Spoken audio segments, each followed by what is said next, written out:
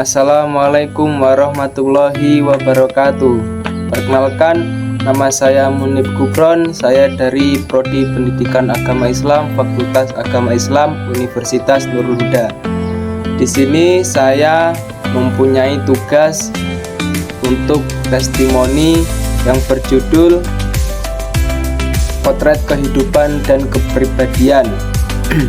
Saya ambil dari materi ini dari perpustakaan Universitas Nurul Huda, buku dari B.J. Habibie Sumitro Joyodikusumo dan Habi Jasin. Riwayat dan prestasi pendidikan. Habibie menempuh pendidikan TK dan SD di kota Parepare dan di Ujung Pandang. Kemudian ia menyelesaikan sekolah menengah di SMP Negeri 5 Bandung tahun 1951 dan di SMA Kristen Dago Bandung tahun 1954. Setelah kuliah selama 1 semester di Departemen Teknik Elektro ITB, ia melanjutkan studinya di Jerman yang ia selesaikan dengan prestasi yang fantastik. Ketika masa kanak-kanak, bakat Habibie yang beristimewa dalam berpikir dan belajar telah kelihatan. Ia mempunyai begitu banyak gagasan yang hampir tidak terpikirkan oleh teman-teman seusianya. Ia penuh imajinasi dan memiliki kemampuan berpikir yang kuat dalam menghadapi situasi-situasi yang sulit. Dia hampir tidak kehilangan akal. Adik Habibie yang bernama Fani mengenang kemampuan kakaknya yang istimewa, yaitu Rudi. Rudi selalu memberi inspirasi kepada saya untuk bertindak. Waktu di SMA, Habibie adalah siswa yang paling muda usianya dan paling kecil perawakanannya di kelas, tetapi paling tinggi prestasinya, terutama dalam mata pelajaran eksakta. Salah seorang teman Habibie di SMA, yaitu Nyi Sujumril, mengenang kembali prestasi belajar Habibie yang sangat menonjol.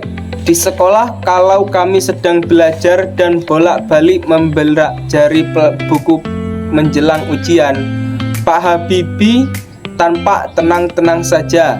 Ia tampaknya tidak perlu melihat buku lagi, tapi nilai ujiannya 10.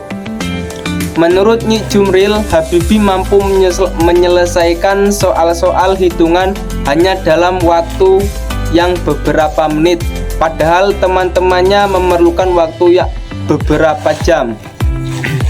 Insinyur Wiratman Wangsadinata adalah teman lain Habibie di SMA dan di SMA. Hubungan keduanya sedemikian dekat. Mereka sering saling berkunjung ke rumah selama 3 tahun di SMA. Mereka duduk di kelas yang sama dan bahkan di bangku yang bersebelahan. Menurut Wiratman, di SMP 5 Bandung yang hanya ia jalani 1 tahun karena murid pindahan dari Ujung Pandang. Prestasi Habibie tidak begitu menonjol, mungkin karena Habibie masih menyesuaikan diri. Prestasi belajar Habibie mulai menonjol ketika belajar di SMA, terutama dalam mata pelajaran eksakta.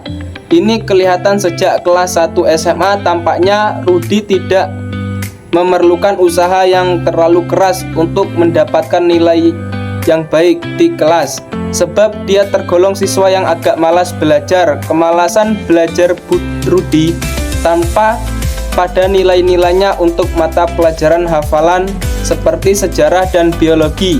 Ia sedang-sedang saja. Menurut pengakuannya, memang ia baru belajar sehari sebelumnya.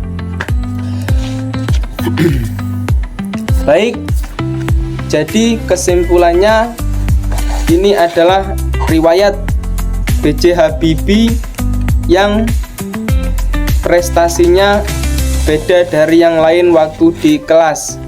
Jadi ayo kita semuanya untuk menuntut ilmu, karena menuntut ilmu itu wajib bagi kaum muslimin dan muslimat, di mana ada sebuah hadis yang berbunyi, man salaka thoriqan yatilmisu fihi ilman sahalallahu thoriqan ila jannah.